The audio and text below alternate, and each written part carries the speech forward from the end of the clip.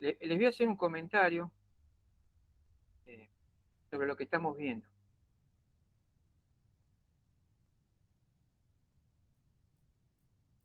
Ahí ven toda la imagen. Sí, profe. Bueno, fíjese qué interesante lo que le voy a contar. Cuando salieron las benzodiazepinas, los que estudian farmacología dijeron, bueno, vamos a ver sobre dónde actúan las benzodiazepinas. Encontraron que las benzodiazepinas actuaron sobre receptores que no se conocían, y por lo tanto la pregunta en ese momento es, ¿cómo? La benzodiazepina, un producto sintético que lo compramos en la farmacia, actúan sobre receptores que nosotros no conocíamos en ese momento. Esto significa que nuestro cuerpo fabrica sustancias parecidas a la benzodiazepina. ¿Se entiende, no? El concepto. Y fue así que, buscando cuál eran esas sustancias endógenas que se unían al mismo lugar de las benzodiazepinas, se descubrió el GABA. Lo mismo, la misma historia es con la marihuana.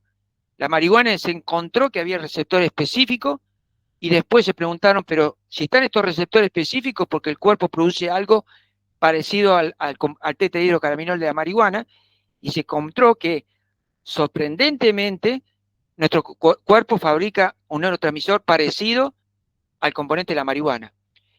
Fíjense qué interesante, ¿no? Es decir, muchas veces los neurotransmisores se descubren gracias a los medicamentos, si no, no se conocería. Bueno, vamos ahora a los efectos de las benzo, estamos en las benzo. El efecto ansiolítico, sedación, bueno, la benzo produce calma, produce depresión de algunas funciones psicomotoras y cognitivas.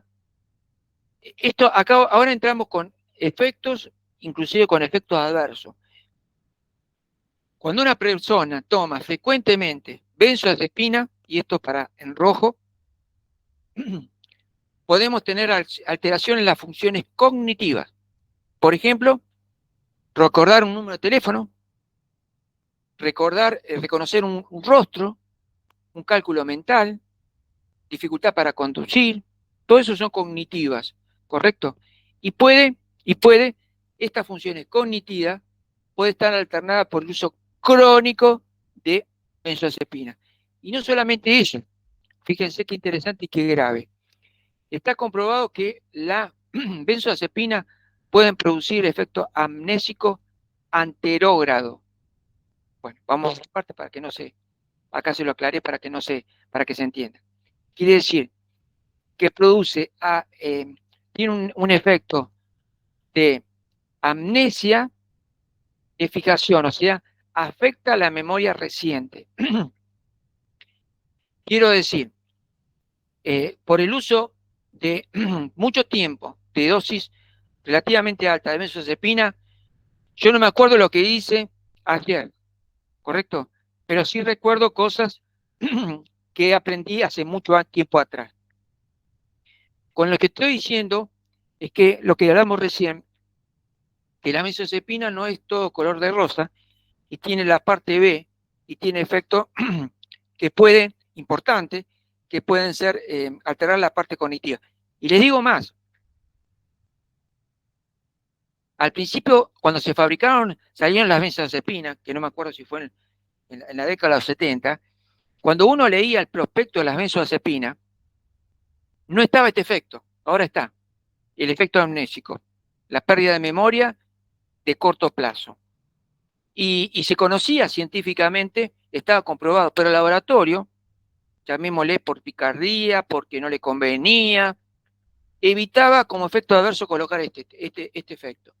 Hasta que finalmente, supongo que tal vez por algún juicio, o no sé, finalmente lo colocan como uno de los efectos adversos.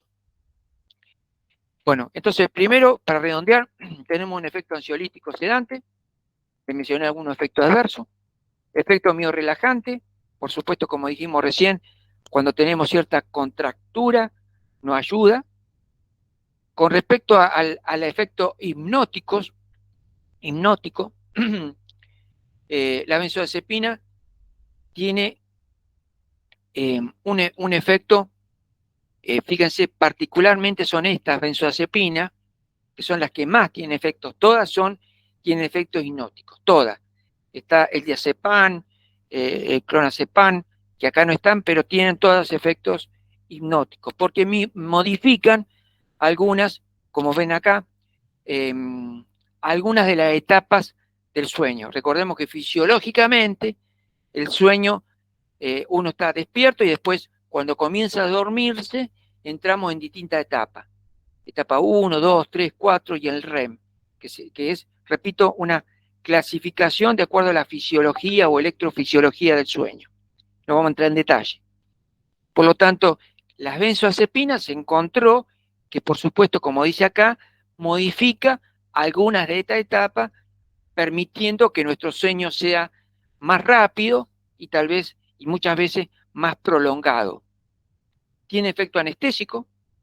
La benzodiazepina, como el diazepam, lorazepam y midazolam,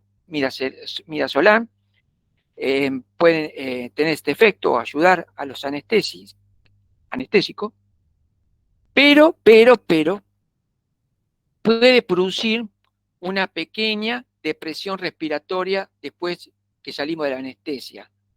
Por lo tanto, cuando ocurre esto, cuando el anestesista se da cuenta de que nos dio una benzo y tenemos una pequeña depresión respiratoria después de la anestesia, se puede dar un antagonista, como mencionamos recién, flumazenil, y eso puede revertir el efecto de la depresión respiratoria.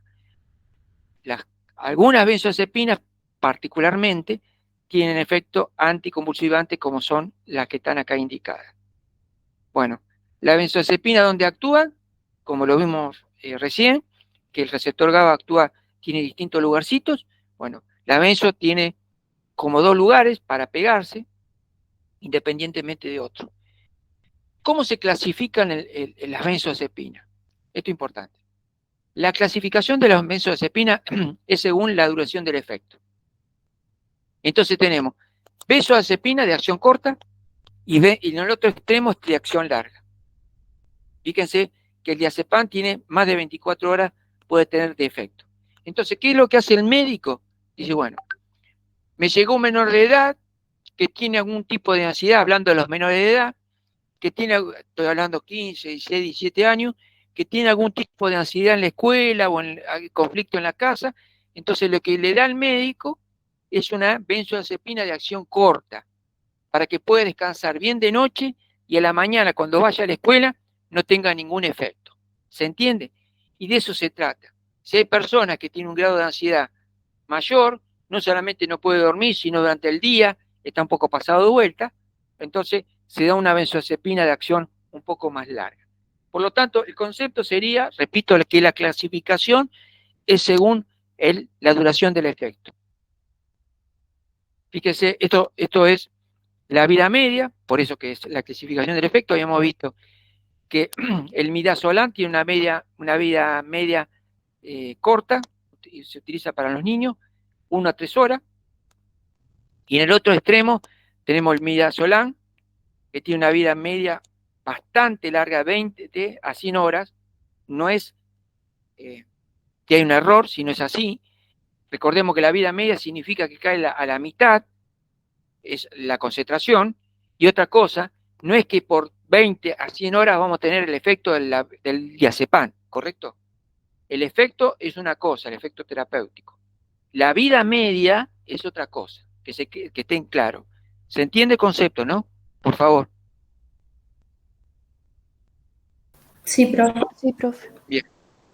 Bien. Yo tengo el diazepam, tengo un efecto determinado. Imaginémonos, qué sé yo, 6 u 8 horas. Pero el diazepam va a estar en nuestro cuerpo por bastantes horas. Bueno, lo que dice acá, y esto también es importante, que hay distintas benzo, pero algunas tienen metabolitos que son activos y otros no metabolitos activos. ¿Y por qué esto es importante? Ahí viene. Porque imagínense que tenemos una persona anciana, nuestro abuelo, nuestra abuela, que generalmente a esa edad avanzada, la parte de riñones, la parte, perdón, hepática, está un poco deteriorada por la edad. Hay menos enzimas trabajando. Por lo tanto, si uno tiene esa conciencia de esa información, no le vamos a dar, o el médico no tendría que indicar una benzodiazepina que se tiene que al metabolizarse va a generar otro metabolito activo, ¿correcto? Y por lo tanto, si hay un problema metabólico, aún más va a aumentar el tiempo de esa benzo. Lo ideal para estos pacientes es darle una benzodiazepina que solamente se pueda conjugar y eliminar, que no esté afectada por el estado del hígado, ¿se entiende? Que puede generar metabolitos que pueden aumentar porque no se puede metabolizar y entonces el diazepam sigue actuando. Eso es lo que quiero decir. Por lo tanto, el tema este de la producción de metabolitos activos o no es muy importante para personas con algún tipo de disfunción hepática como son las personas mayores. Bueno, acá lo que le puse el clonazepam, algunas de las características, porque es el más conocido, el clonagin, el neuril. Fíjense que tiene un efecto de 6 a 8 horas, 6 a 8 horas. El inicio es rápido, 20 minutos ya tenemos en efecto. Tiene un metabolismo hepático y estos son las distintas afectos adversos, alteraciones cognitivas, lo que decía, habíamos visto recién. Y otra de las cosas, alteraciones en la personalidad, hablando lo que decíamos recién, una de las compañeras de ustedes con respecto a los chicos, que no es todo color de rosa, siempre hay un lado B del medicamento, y también otra de las cosas, que lo dejé al último, el tema de síndrome de abstinencia. Por lo tanto, que hay que regular muy bien y ser muy cuidadoso en el uso de las benzodiazepinas. Bueno, ¿para qué se utiliza? Bueno, para la ansiedad, no puedo dormir, quiero estar sedado, algún procedimiento quirúrgico, para las convulsiones, síndrome de abstinencia al alcohol, porque cuando dejamos tomar alcohol entramos en el síndrome de abstinencia, que es una situación muy inestable de irritabilidad. Entonces, para bajar un cambio, una sedación del sistema nervioso, utiliza la benzodiazepina. Y fíjense qué interesante para el bruxismo. Este tema de cuando dormimos, seguimos presionando los dientes, con lo que consecuencia que podemos tener es ruptura de alguna pieza dental, etcétera. El bruxismo, para eso, una de las indicaciones es la relajación muscular. Y otra alternativa mucho más sana sería la placa de relajación muscular que nos fabrican los dentistas. Bueno, esto es muy importante. Tomo benzodiazepina, pero después la tengo que dejar, tengo que disminuir el uso en forma paulatina para evitar el efecto de rebote. El efecto de rebote es, tomaba la benzodiazepina porque tenía ansiedad. Ahora la corté en seco y estoy recontra ansioso. Esto es efecto de rebote. Por lo tanto, la retirada sería como varios medicamentos en forma paulatina. Cada vez tomo menos, en forma intercalada, etcétera, hasta que dejo de tomar. Efecto adverso, como mencionamos recién, la amnesia anterógrada, la de reciente, puede tener sedación o depresión, mucho más grave el efecto adverso si lo asociamos con alcohol. Reacciones paradójicas significa contraria por la que yo estoy tomando. Es decir, puedo tener un estado de ansiedad tomando un ansiolítico, se puede dar. O un estado de agitación tomando un sedante, como es la benzodiazepina, se puede dar. Otro de los efectos podemos tener depresión, falta de coordinación, confusión, y esto muy importante, produce tolerancia. ¿Cómo? Produce tolerancia. Cada vez voy a tener que tomar más cantidad, gravísimo, por los efectos adversos. Y produce dependencia. Mi abuela, si no tiene la pastillita de noche de la benzodiazepina, no puede dormir. ¿Correcto? Dependencia. La tolerancia puede ser una tolerancia a distintos efectos. Podemos contar lo que particularmente se da las personas que toman por el efecto anticonvulsivante o sedante, menos frecuentemente la tolerancia cuando la tomamos por un efecto ansiolítico o para dormir. Y también se ha observado una tolerancia cruzada, es decir, que algunos medicamentos me genera tolerancia a la benzodiazepina. ¿Por qué se produce la benzodiazepina? Esto lo vimos en las unidades anteriores, porque aumenta el metabolismo de los fármacos, o sea, hay más enzima, inducción enzimática, hay más enzima que metaboliza la benzodiazepina, y la otra alternativa, el otro mecanismo que se han descrito, la down regulation, que significa que hay una disminución de los receptores de benzo, por lo tanto necesito mayor dosis para tener el mismo efecto. Por favor, si tienen dudas, me interrumpen. Profe, disculpe, las benzodiazepinas no son peso dependientes como los barbitúricos, ¿no? Es indistinto. Repetime, porque se escucha lejos. ¿No son qué? Si no dependen del peso como los barbitúricos, o sea, del índice de masa corporal. No, en general no. No, en general no. No. Gracias por preguntar. La dependencia psicológica produce ansiedad, insomnio, excitabilidad. Quiero decir, como no me tomé la pastilla, la benzo para dormir, es por eso que estoy ansioso, no puedo dormir y estoy excitable, pero es porque hay una dependencia psicológica, ¿correcto? Obviamente que genera el uso de la benzodiazepina. Bueno, también puede existir una dependencia de benzodiazepina que puede servir para incluir el abuso de alcohol y otras drogas. Bueno, esto voy un poquito más rápido porque esto después lo pueden leer tranquilamente, que el síndrome de abstinencia, las personas que dejan tomar benzodiazepina, es similar a las personas que dejan tomar alcohol. No digo barbitúrico porque casi no se usa, pero casi similar al alcohol. Todas estas son las consecuencias. Y después, como dijimos, el antídoto para cuando hay una sobredosis o hay una reacción exagerada cuando tenemos una cirugía, por suerte está el antídoto, el antagonista, el flumacenil o el flumacenilo. Y después acá unos ejemplos de interacciones, fíjense, interesantes. Por supuesto que la más popular es el etanol, pero puede haber interacción, fíjense, con antiácidos y nos puede bajar el nivel de la benzo. Quiero decir, ejemplo, lo clásico. Tomo la misma cantidad de benzodiazepina a la noche para dormir, pero anoche no me hizo efecto. Claro, no te hizo efecto porque te tomaste un antiácido. ¿Se entiende?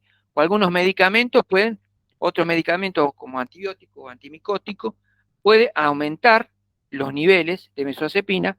Entonces, esa benzo que yo tomaba la dosis, todas las veces me producía el mismo efecto. Qué raro, anoche y todos estos días me están haciendo un efecto más pronunciado. Me cuesta levantarme, claro, está tomando algún antibiótico, algún antimicótico que está produciendo interacción. Bueno, los barbitúricos, después lo leen, no se utilizan mucho porque son potencialmente más complejos, estamos más cerca de los efectos adversos. Fueron los primeros, fueron los barbitúricos. Y cuando se encontró en la clínica que producía un montón de problemas, se descubrieron, y estamos en la época de las benzodiazepinas. Fíjense, estos son la curva de una benzo, triazolam, y la curva de un pentobarbital, de un barbitúrico. Entonces, fíjese que esta curva es mucho más, la subida es mucho más lenta, el techo más cerquita, menos peligroso. En cambio, la otra tenemos, la curva es esto con un poquito más ascendiente, pero más claramente y básicamente el techo mucho más alto, por lo tanto, las complicaciones de un barbitúrico tienen mucho más riesgo que una benzodiazepina. Empezamos siempre con los efectos más simples, efecto ansiolítico, calma, efecto de relajante muscular, anestésico, depresión respiratoria. Habíamos visto que otro de los grupos, aparte de las benzo, de los barbitúricos, la buspirona, repito el concepto que la buspirona no está relacionado con el GABA, sino con la serotonina. Fíjese qué interesante, no es hipnótico, no produce tolerancia, no produce dependencia, no produce síndrome de abstinencia, no es anticonvulsivante, es para algunos casos en particular de ansiedad, cuando tenemos una preocupación exagerada o dificultad para concentrarse, puntualmente para esto. Dicho de otra manera, la buspirona es para algunos casos puntuales de ansiedad, por lo tanto no es tan famosa y popular, ni se receta tanto buspirona para la ansiedad. Y el propanolol, como dijimos, es cuando tenemos ansiedad relacionada con una estimulación del sistema simpático, tengo taquicardia, porque me pongo nervioso, porque estoy ansioso, pero no produce todo un montón de efectos adversos que producen la benzodiazepina, por supuesto. Y después tenemos algunos antidepresivos que no se utilizan para la depresión, sino se utilizan para la ansiedad.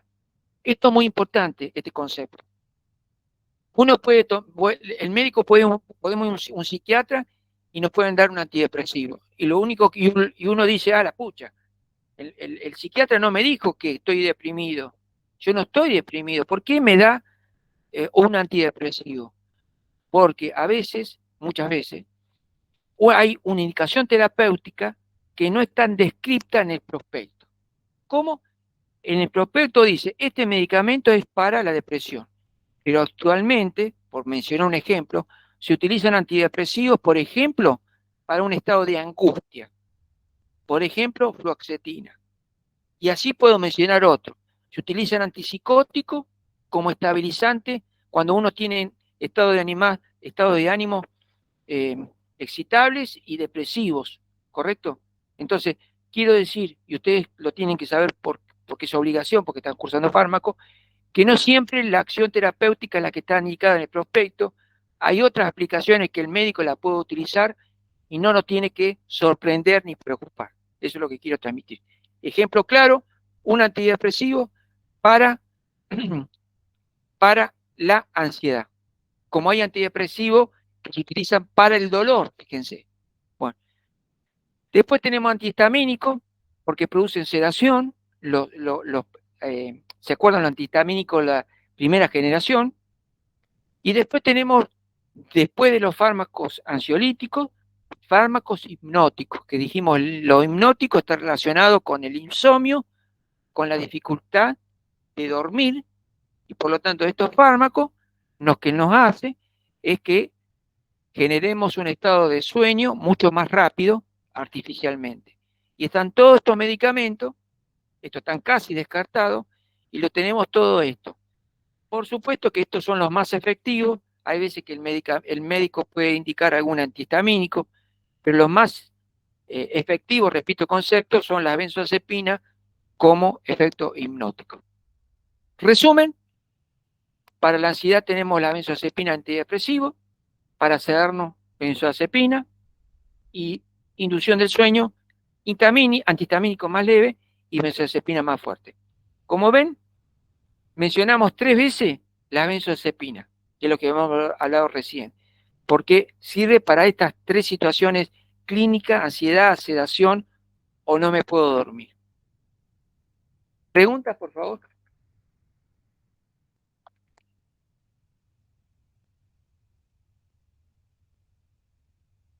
¿Sí, no?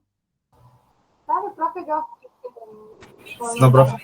amigos que toman benzodiazepinas porque tienen ansiedad y ataque de pánico, ellos siempre hacían las diferencias que les decía el psicólogo, el psiquiatra, pero yo nunca entendí por qué hacían esa diferenciación. Dice, esto me lo recetaron para la ansiedad y esto me lo recetaron para los ataques de pánico. Y ahora que me pongo a pensar, digo, ¿por qué la diferencia o cuál es la diferencia o a los efectos de las benzodiazepinas? ¿Por qué prescribirían diferenciadamente para ataques de pánico y ansiedad? No sé, profe, si usted nos puede explicar. Bueno, ahí hay 2 situaciones para pensar. La voy a decir rápido antes que se me vaya.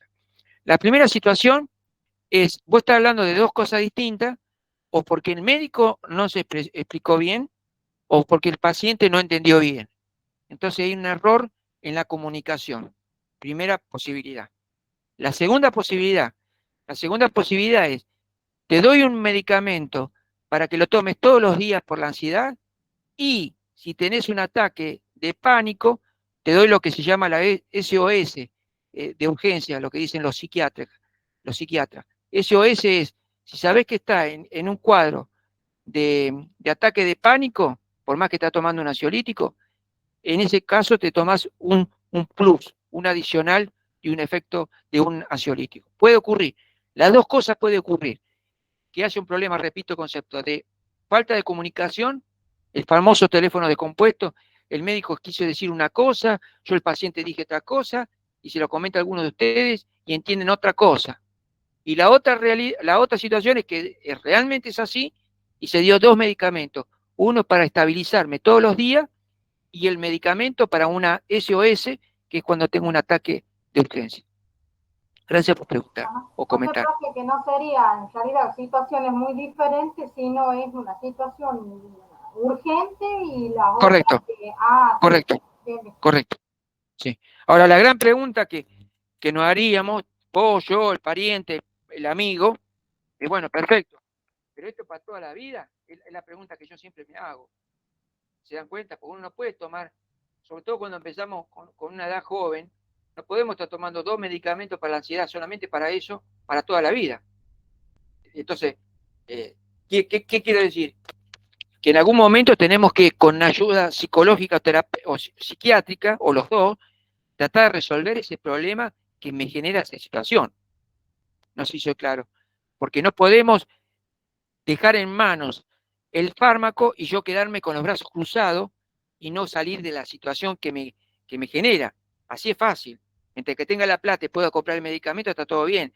El problema es después los efectos adversos, que no está bien. O sea, es un tema económico y particularmente efectos adversos. Así que lo que quiero decir con estas enfermedades del sistema nervioso central, que el medicamento son bárbaros, son divinos y ayudan mucho, pero hay que pensar que esto tendría que ser transitorio y ser consciente de eso, ustedes como cursantes de farmacología. Eso es lo más importante. ¿Alguna duda, por favor? Creo que tiene toda la razón y muchas veces no se resuelven o se resuelven para mal, como quien dice, tomándose todas las pastillas juntas. Totalmente. Escondemos la tierra debajo de la alfombra, ¿correcto? ¿Quién escondemos? Yo, paciente, el médico, total, el hecho más fácil, le doy el medicamento a la paciente, se va contenta, resuelve. Total, el problema, el efecto adverso lo va a tener la paciente, tal vez yo no sea más mi paciente. Entonces, ¿qué quiero decir? Cuando yo estoy dando los teóricos, en realidad trato de despertar a ustedes muchas cosas, no sé si las consigo. Primero, el interés, de demostrar interés o lo que significa la materia, que es tan apasionante, pero particularmente sacudirle y mostrar interés por la materia a ustedes, sacudirlo de alguna forma. Y el otro tema es que ustedes tengan conciencia, al terminar la carrera, la materia, del lado B de los medicamentos. Lo digo por ustedes, sus familiares, ustedes como profesionales, y ahora nos tocó el tema de las enfermedades relacionadas con la salud mental, pero están viendo que no todos los medicamentos, que todos los medicamentos tienen un lado B, eso es lo que quiero decir. Y esto particularmente en la parte del sistema nervioso central, que es tan delicado. Bueno, ¿alguna duda, por favor?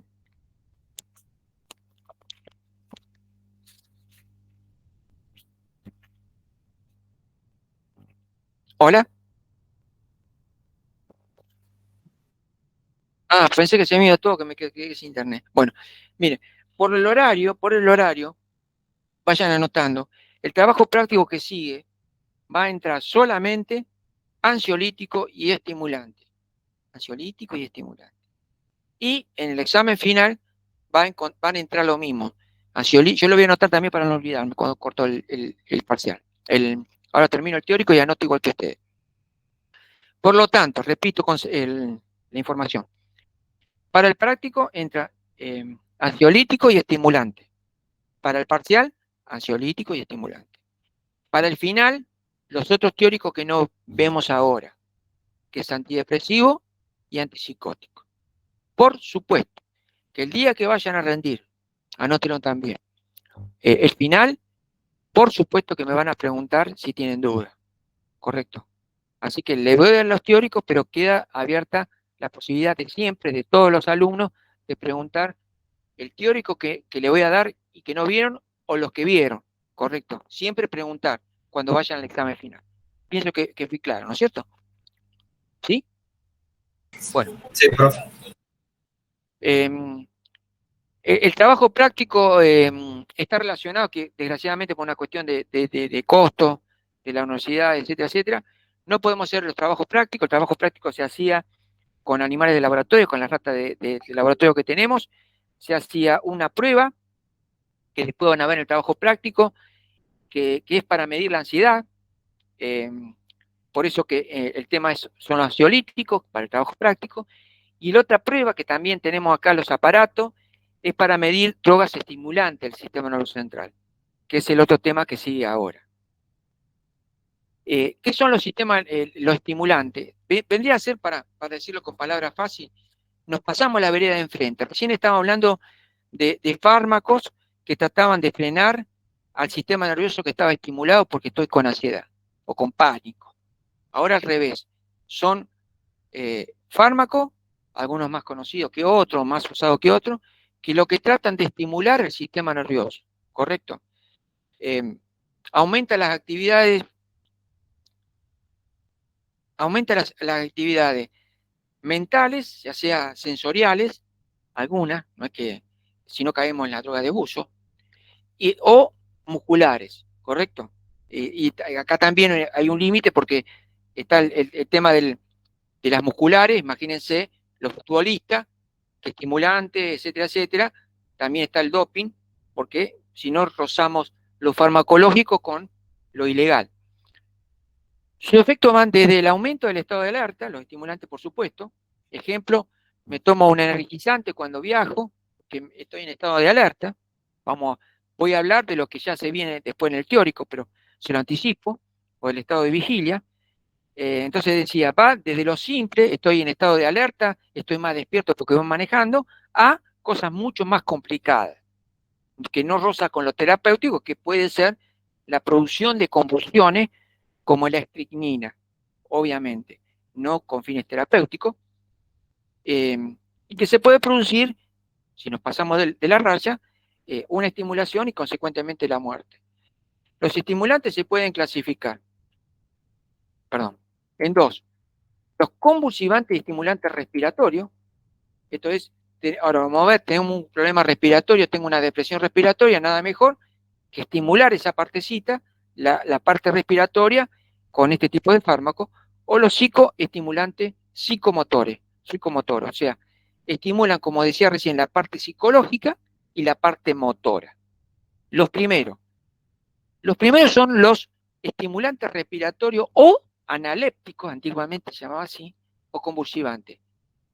Estos son fármacos con o uso clínico o uso experimental. Con uso clínico muy poquito es cuando tenemos una insuficiencia ventilatoria aguda, dicho de otra manera, nuestros riñones, no es el corazón ahora que está medio debilucho, sino son los pulmones que no tienen demasiada fuerza.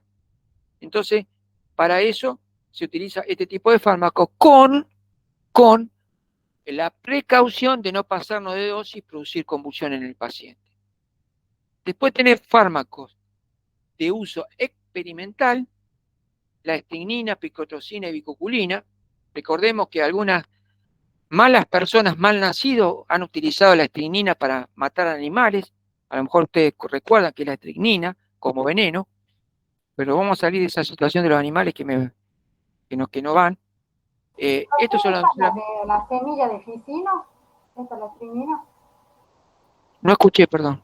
La estricnina es la que se extrae de la semilla de ficino. Sí, me parece que sí. Entonces decía, esto solamente con uso experimental, estricnina, picotrocina y bicoculina. Fíjense qué interesante. Bloquea, esto lo tienen que saber, bloquea la picotoxina y la bicoculina. Bloquean el receptor de GABA. ¿Cómo? Fíjense, ¿el GABA dónde está? El GABA, acá está.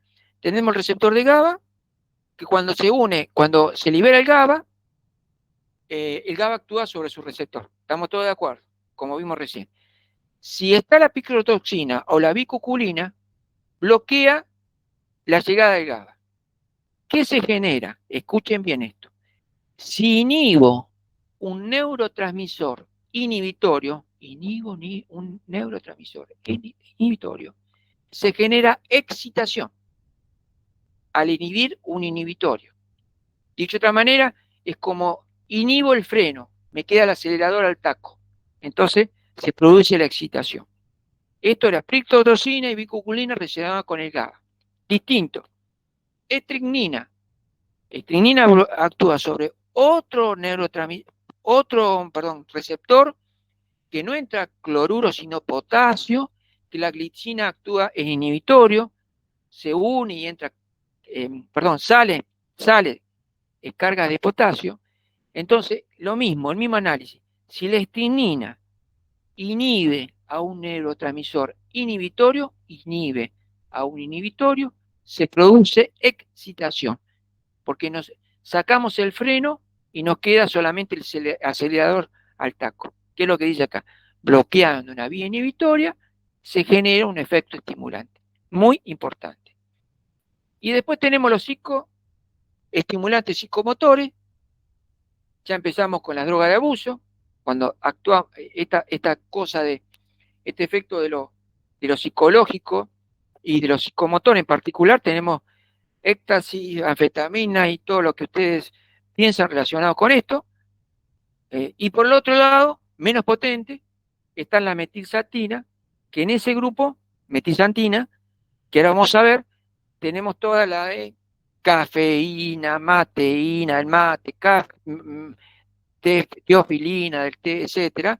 Y después tenemos otras medias también peligrosas, como las primeras, que son netamente los alucinógenos, algunos naturales y otros como la mescalina y otros fabricados como el ácido lisérgico, que producen estos dos efectos.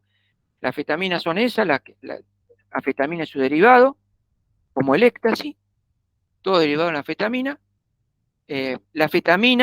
La anfetamina lo que hace es lo siguiente. Cuando alguien consume anfetamina o derivado, fíjense, la anfetamina entra por un mecanismo de recaptación de la noradrenalina. Cuando entra la anfetamina, se va a acumular en la vesícula donde está la noradrenalina. Yo sé que la noradrenalina no la vimos, y disculpen, la vamos a ver. Entonces, repito, la anfetamina entra por el mecanismo de recaptación del neurotransmisor noradrenalina. Ya entró la anfetamina o el éxtasis, el que quiera, derivado. Una vez que entró, se mete en la vesícula.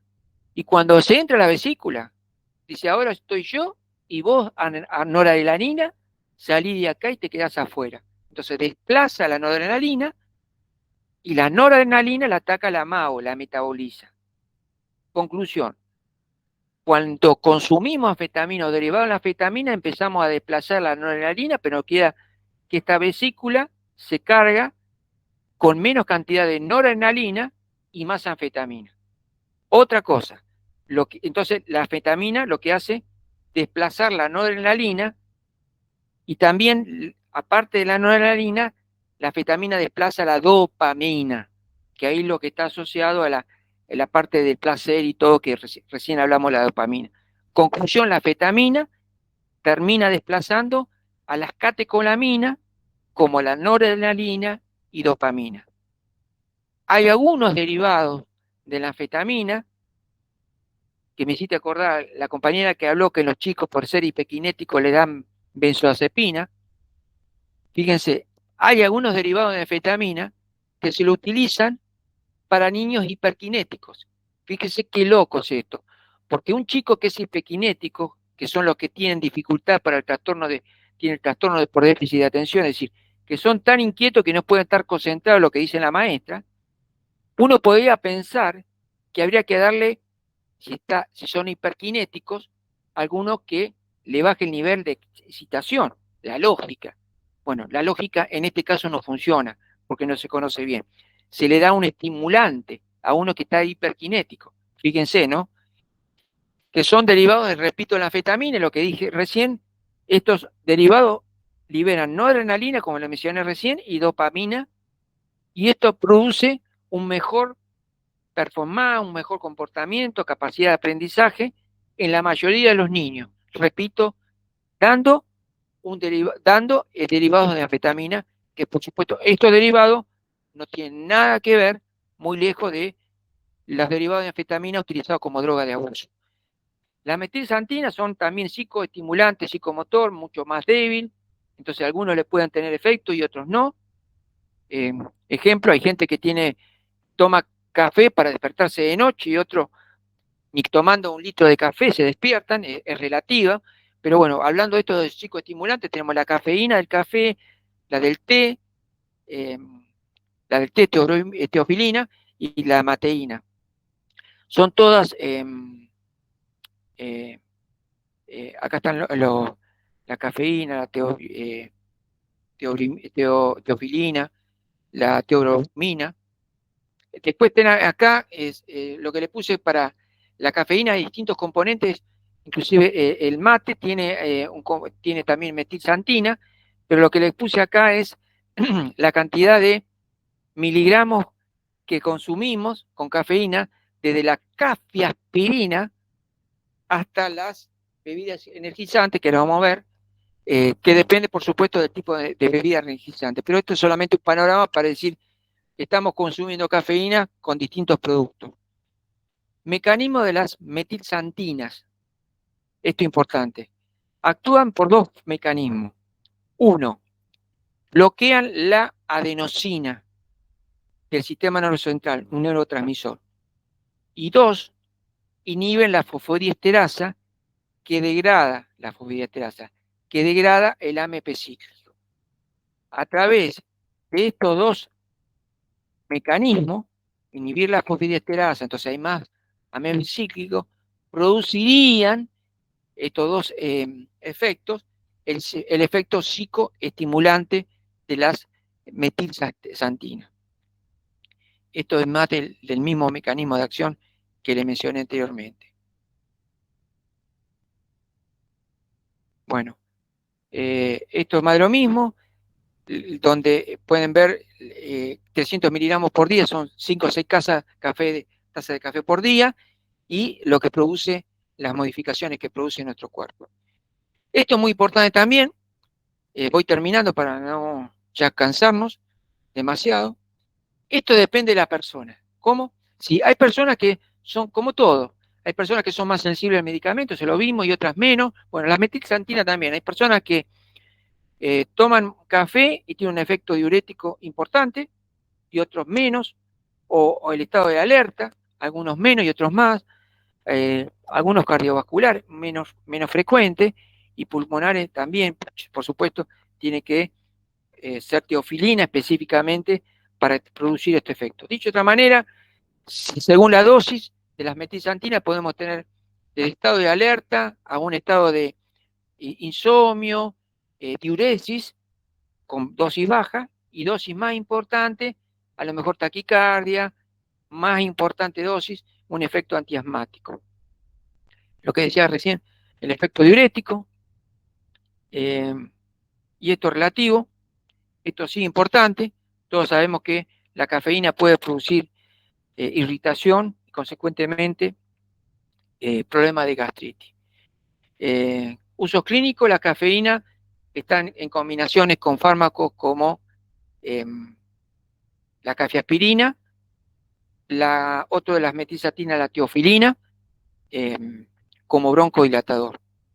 Y después, hoy en día tenemos distintas bebidas energizantes, coloqué algunas, donde ven en esta fila que hay distintos niveles de cafeína según la bebida energizante. Ahí está. Bueno, acá dicen los distintos efectos para información de lo que normalmente puede producir una bebida energizante, y la cantidad de taza de café que llegamos a consumir cuando consumimos una latita de energizante. Los otros son dentro de este grupo, lo que dijimos recién, los alucinógenos, que son los que alteran las percepciones, la parte sensorial. Hay distintos orígenes, desde los naturales o los sintéticos, y nada más que eso. Bueno, ¿alguna duda, alguna pregunta, por favor?